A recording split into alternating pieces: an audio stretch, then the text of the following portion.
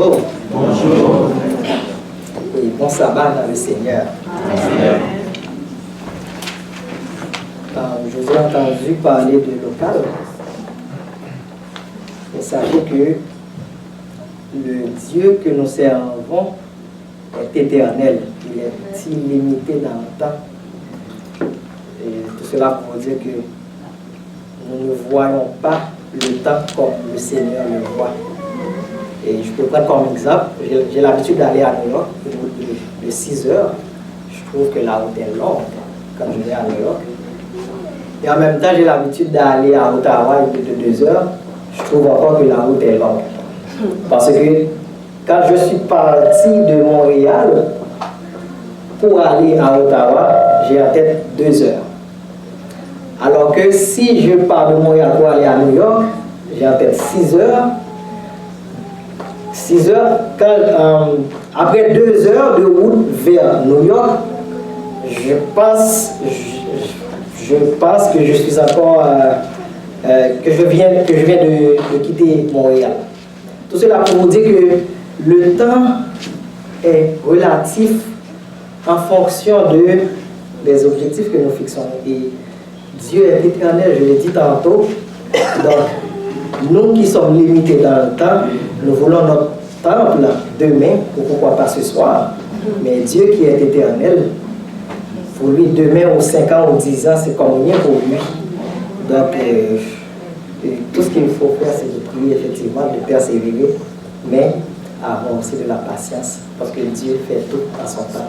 Amen. Amen. Le jeune chrétien et son estime. Tel est le titre de mon message ce matin. En fait, quand Jackson m'a demandé de prêcher, je n'avais pas de titre en tête, mais j'ai fait appel à ma jeunesse. J'ai fait appel à ma jeunesse, et parce que j'ai déjà eu 10 ans, 20 ans, j'ai déjà eu 30 ans de ma vie. Je vais continuer pour nous apprendre l'âge moins. Mais je sais à quoi j'ai fait face pendant ma jeunesse. Et madame m'a l'habitude, farouchée me dit, t'as l'homme avec 40 ans.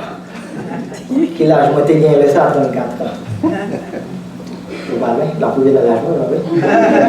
Et quand on m'a nommé ancien d'église, là je me suis dit, quête, il est grand, oui. Mais il y a une chose qu'on dit toujours, la jeunesse est ici. Donc je suis toujours jeune. Je suis toujours jeune. Donc le message que je vais partager avec vous, oui, c'est un message pour les jeunes de cette église, mais tout le monde est jeune. On vous l'a dit tantôt. Il est dit que la jeunesse n'est pas seulement physique, mais plutôt mentale. Mais ce matin, je veux voir une autre dimension du concept jeunesse.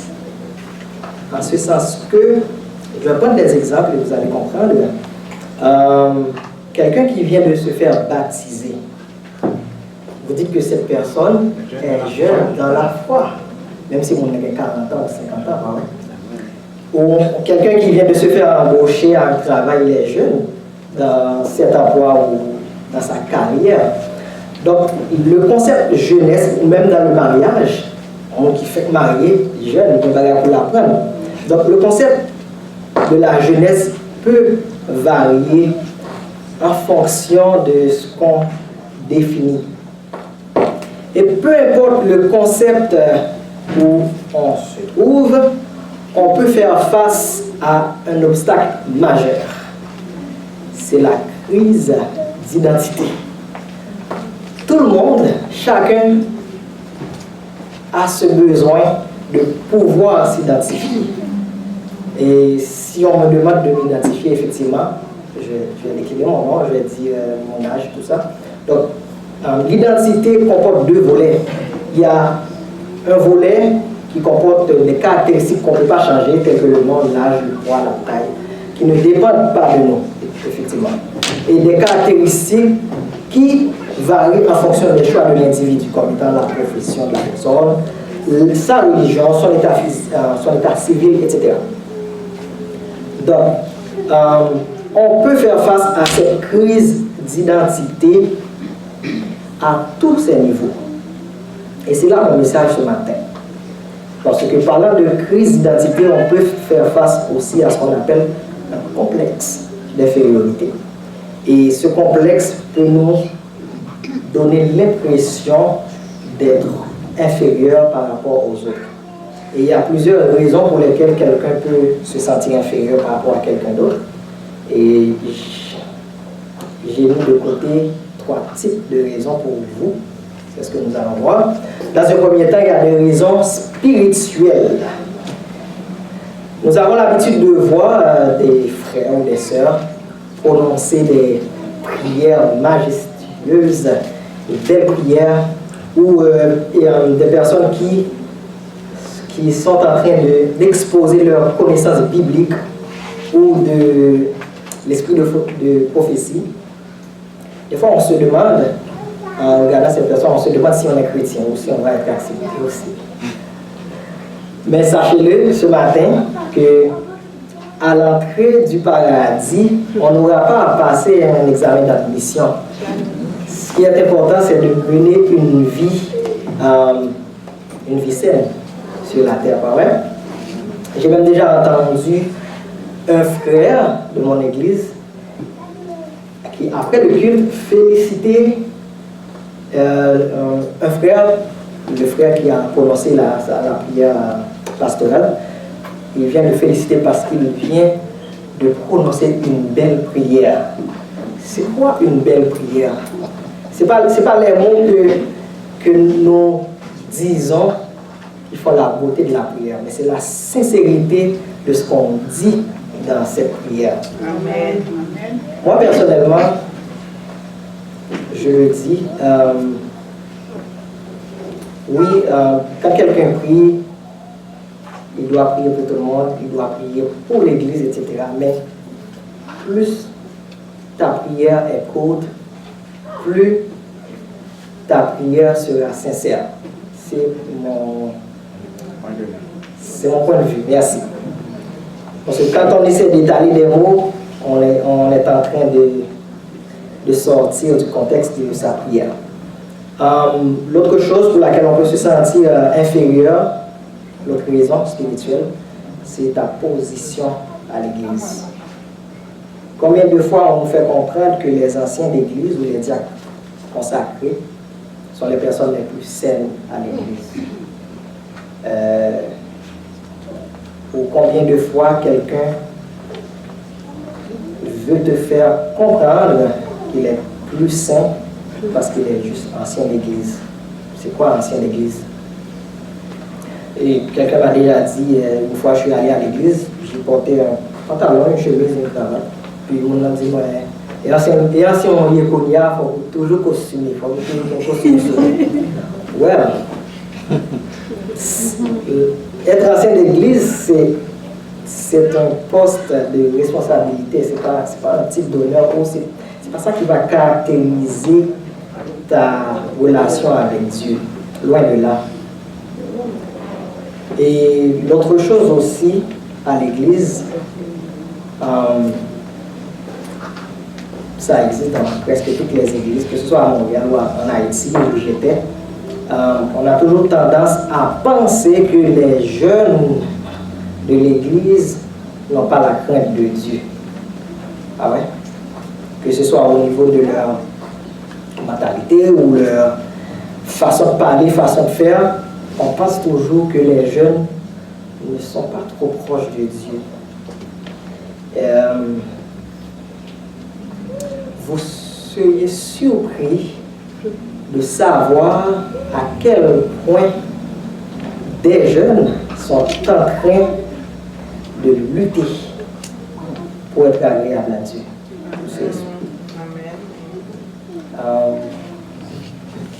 Mon grand frère avait l'habitude de dire, et j'aime cette parole, les Jésus tournaient, mais pas venir chercher mon qui bon. Il vient chercher mon qui fait effort. Pas vrai? Et c'est ce que nous pouvons trouver dans Éphésiens 2, versets 8 et 9. Est-ce que quelqu'un peut le lire? Éphésiens 2, versets 8 et 9.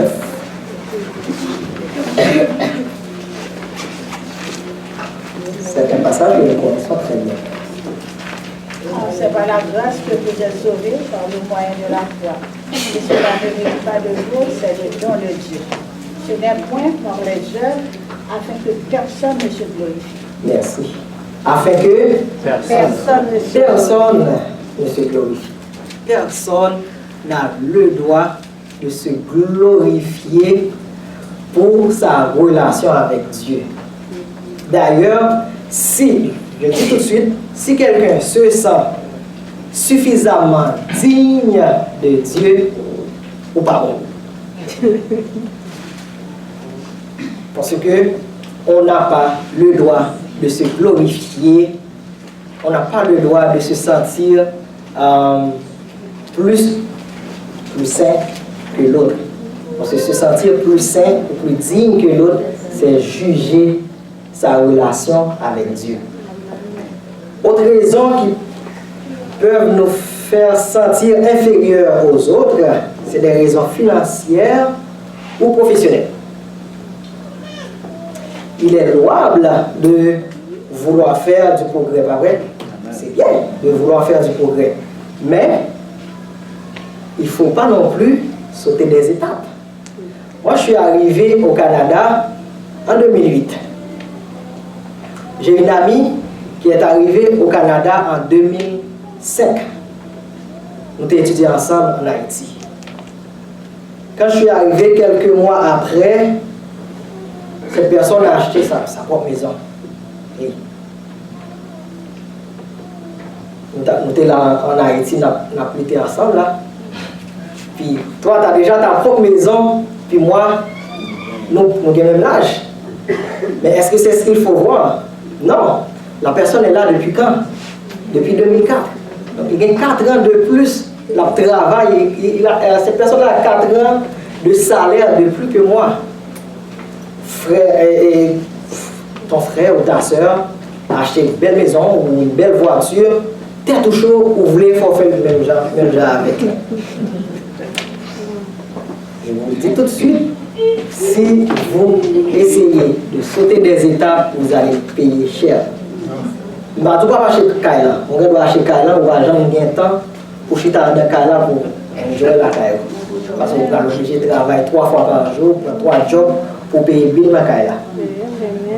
Et les spécialistes recommandent pour acheter une maison, si la personne est en couple, bien sûr, les spécialistes recommandent que les 2 maris et femmes, que ces 2 personnes soient capables de payer l'hypothèque de la maison. Pour si une perd du job là, pour l'autre là, qu'à payer Kala. Mais j'ai un ami qui est encore étudiant, qui a sa propre maison. Par contre, comment il fait pour payer? Il y a des choses que je ne peux pas comprendre.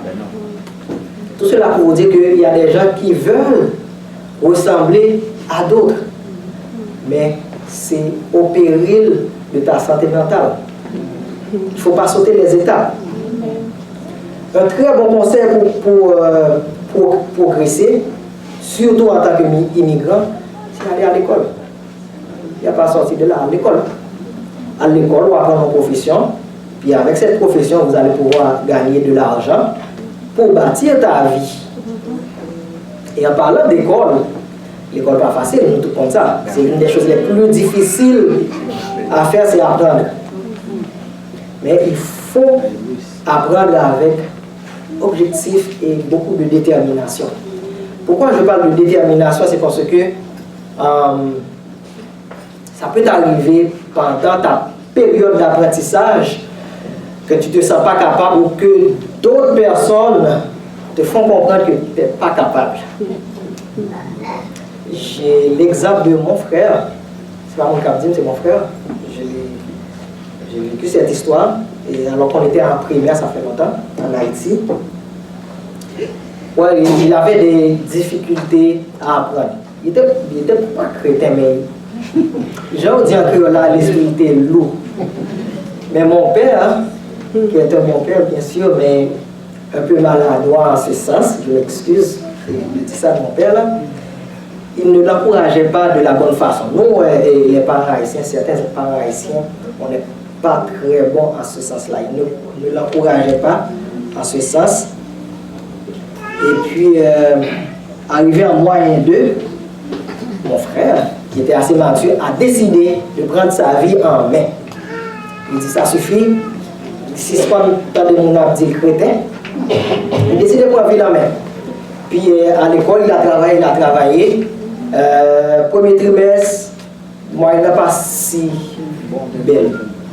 Deuxième trimestre, il faut au moins 8 dans la caille. Qu'est-ce qu'il faut faire? Il faut féliciter l'enfant, bah ouais. Ouais. Qu'est-ce que mon père a dit? Non, comment ça le dit? L'école ça va, bon, on ici, on a impossible. Imaginez ce que l'enfant peut ressentir dans cette situation. Ça n'a pas pensé. Mais il est fort ce type-là. Il a continué à travailler, je vous le dis là. Dans l'examen certificat, il a été lauréat. Lauréat. On a ça pas me lauréat, le certificat.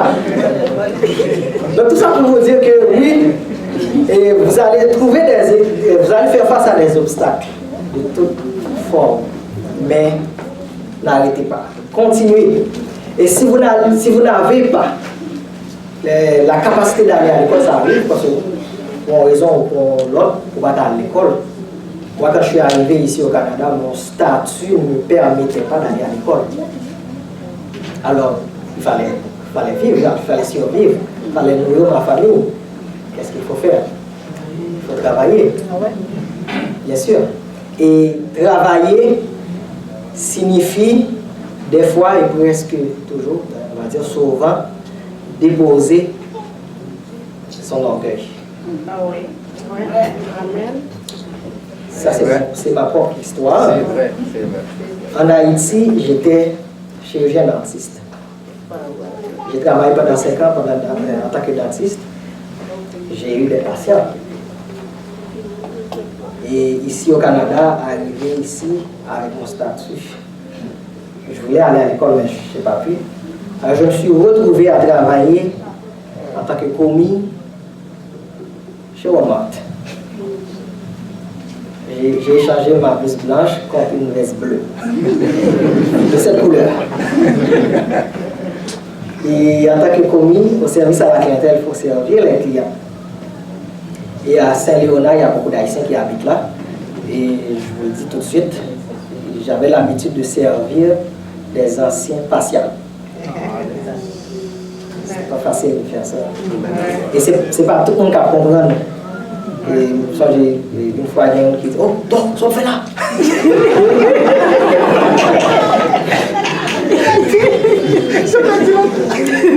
Dans le fond, ceux qui vivent ici en tant qu'immigrants, ils peuvent comprendre la situation.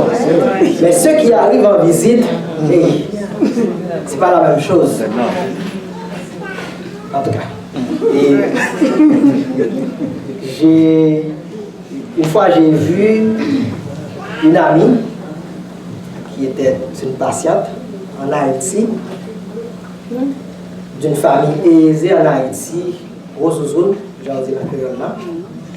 Et mon savoué, je ne parle pas le ouem.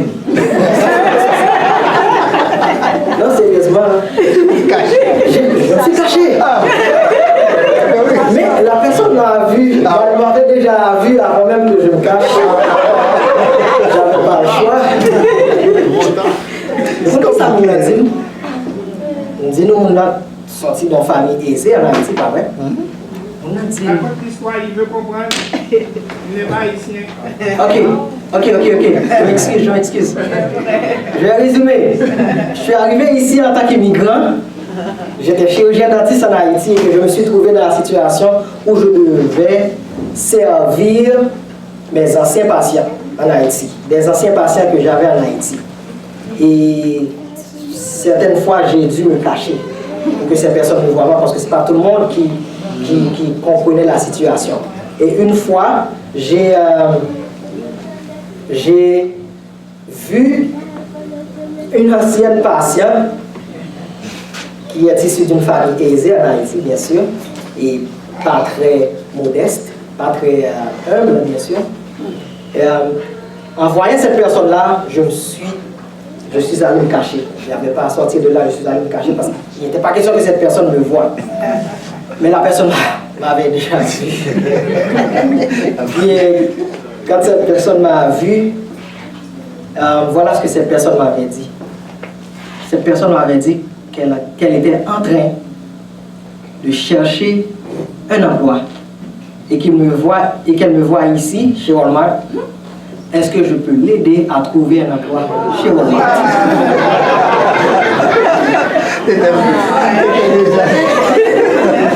Donc vous comprenez, je me suis fait du souci pour rien parce que je me suis senti inférieur en travaillant chez Walmart en tant que commis au service à la clientèle, pendant que l'autre était pire que moi. Parce que cette personne était dans le chômage et était désespérément à la recherche d'un emploi.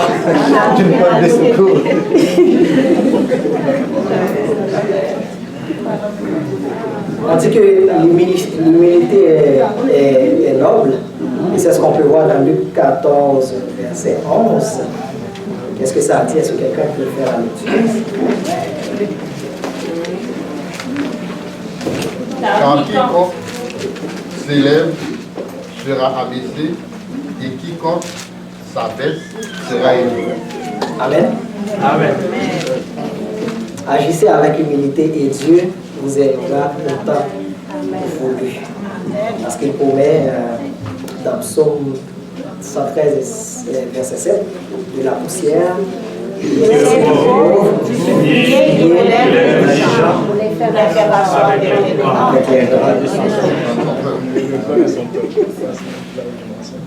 on continue. Il y a des raisons physiques aussi qui peuvent nous sentir inférieurs, qui peuvent nous faire sentir inférieurs aux autres. Honnêtement, si je demande à l'église, à l'assemblée, à tous ceux qui se sentent fiers de leur corps, de se mettre debout, combien de monde qui tape campé? Et il y a des gens qui tape campé qui ne sont pas sincères. Des études ont démontré que 50%, plus de 50% des femmes ne sont pas fières de leur corps. Hélas pour moi. On nous apprend l'histoire d'une petite fille de 11 ans, qui n'est pas fière de son corps parce que cette petite fille veut ressembler à Jennifer Lopez. Cette petite fille, la petite fille habite à Laval. C'est parce que nous sommes submergés par les modèles que Hollywood nous offre, qui nous fait comprendre qu'une personne, une belle personne, qui est bien campée, doit avoir ci, doit avoir ça, et que nous-mêmes, quand nous nous regardons au miroir, nous voyons que nous n'avons pas cette caractéristique. Et ça nous arrive d'être pas fiers de nous autres. Je vais regarder Jackson avec gros points kilo.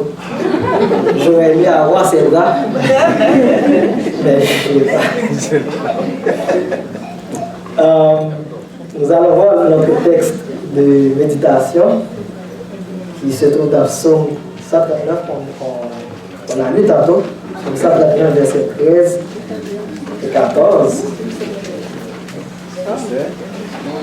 C'est toi qui as... Qu'est-ce que ça dit? C'est toi qui as formé mes reins, Oui. qui m'as tissé dans le sein de ma mère. Je te loue de ce que je suis une créature si merveilleuse. Tes œuvres sont admirables et mon âme le reconnaît bien. Je te loue de ce que je suis une créature si merveilleuse. Quand le psalmiste David a dit cela, est-ce que c'est parce qu'il se sentait beau garçon, l'analyse? Non. Il se sent merveilleux parce qu'il a été créé à l'image de Dieu. Amen. Et nous aussi, nous avons été créés à l'image de Dieu. La Bible nous apprend que quand Dieu a créé Adam, il l'a formé avec la boue, il fonce là-dessus, puis il souffle l'amour. Puis Adam est devenu une âme vivante. Mais il y a des détails. Ce corps humain que vous voyez ici n'est pas une simple statue. À l'intérieur de cette peau que nous avons, il n'y a pas un vide. Il y a plein de choses. Dieu nous a dotés d'un corps merveilleux. Amen. Notre corps est une merveille, cher ami. Pas vrai? Notre corps est formé de 200 os, 200 os et 500 muscles. Je me rappelle quand j'étais en première année à l'université, j'ai dû acheter, même si j'ai fait des études en médecine dentaire, mais en anatomie générale, on étudie tout le corps. Donc j'ai dû acheter un squelette tout entier. Il y avait tellement d'os pour assembler tous ces os, et ça prenait toute la salle. Vous avez 200 os dans votre corps et 500 muscles. Et ces structures sont animées par 11 km de fibres nerveuses. Si on prend toutes les fibres nerveuses de notre cœur, de notre corps, on les colle ensemble, ça fera 11 km. 11 km de fibres nerveuses. Comme qui vont être nous. Moi, je fais juste 5 pieds 6. Je ne fais même pas 2 mètres. Mais les fibres nerveuses que j'ai dans mon corps font 11 km. Notre cœur bat 36 millions de fois par année sans jamais s'arrêter, sans jamais se fatiguer. 36 millions de fois par année, multiplié par la joie, après combien de fois qu'on bat pour toute vie. Ce cœur pompe du sang dans plus de 1000 km de vaisseaux sanguins. Si vous collez vos vaisseaux sanguins, veines, artères, carrières ensemble, vous trouverez 11 à 1000 km de vaisseaux sanguins. Et dans les 5 litres de sang que nous possédons, il y a 22 milliards de cellules. Et chaque seconde, il y en a 2 millions qui meurent pour faire place à 2 millions autres. Chaque seconde. Chaque seconde. Et le cerveau que nous avons, la structure la plus complexe de l'univers, dans cette masse de seulement 1 km à part, 1 kg 35, il y a 13 milliards de cellules nerveuses. C'est 3 fois plus d'habitants qu'il y a sur la Terre. 13 milliards de cellules nerveuses. Et pour quitter mon dos son loser. Hello. Et ce corps-là que j'ai là, c'est toute une merveille. Amen. Si c'est vrai que tu étais un loser, tu ne serais pas là.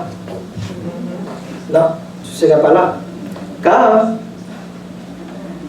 pendant la conception de l'humain, l'homme donne à la femme 40 millions de spermatozoïdes qui se livrent dans une course pour atteindre l'ovule. 40 millions de spermatozoïdes. Et parmi ces 40 millions, il y a 3. Et qui a gagné cette course? 3. C'est non, c'est Non, mais sérieux. Est-ce que je suis un loser? Non. Non. Je suis un champion.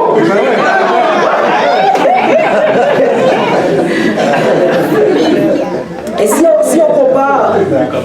on compare un spermatozoïde, la taille d'un spermatozoïde par rapport à la taille d'un être humain, de 1,80 m par exemple, on va faire le calcul, on va voir que si on était des spermatozoïdes et qu'on devrait parcourir la distance qu'un spermatozoïde parcourt pour atteindre l'ovule, ça donnerait 60 km. 60 km, c'est plus que la distance de Montréal à Saint-Jérôme. Et pour ceux qui viennent d'Haïti, c'est plus que de Port-au-Prince à Léogane. C'est plus loin que ça. 60 km. Quand même, on a fait 60 km en courant, pas en marchant, sans se reposer parce que c'est une course, c'est un concours, il faut que j'arrive. Il faut que j'arrive avant les 39 millions. Je ne parle pas de 999 000. Je suis arrivé un grand champion. Dans Isaïe 43, verset 4, Dieu dit: tu as du prix à mes yeux. Parce que je ne suis pas n'importe qui. Et si je vous demande d'évaluer ce corps que nous avons, si vous avez à vendre ce corps, combien vous demanderiez? Combien de dollars t'as demandé? Et en tant que spécialiste en médecine dentaire, je sais, nous allons essayer d'avoir une idée de combien on aurait pu coûter pour avoir un implant dentaire pour remplacer une dent par un implant. Je ne sais pas si vous connaissez ça, ce que c'est un implant. Un implant coûte 7 000 piastres. Ouais. C'est environ 3 000 et quelques pour la chirurgie, pour mettre l'implant. Puis le dentiste va mettre une couronne avec la belle allure. Cette belle allure environ 2 000, 5 000 piastres. Multiplié par 32. Ça va être 160 000 dollars juste pour avoir les dents. Juste les dents. 160 000 dollars. Et si on va plus loin, une transplantation cardiaque par exemple. En Europe, ça coûte, en France, ça coûte 300 000 euros. 300 000 euros. Et l'histoire raconte qu'en 1999, un Américain a mis un de ses reins aux enchères sur Internet. Il a récolté 5,6 millions de dollars pour un rein qu'il a mis aux enchères. C'est juste pour vous donner une idée. Prenez tous les organes que vous avez dans votre corps. 2 yeux, des dents, la peau, le cœur, le foie.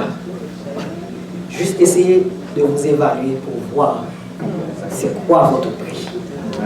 Nous n'avons pas de prix, frères et sœurs. Notre prix, c'est le sang de Jésus. Amen. C'est ça.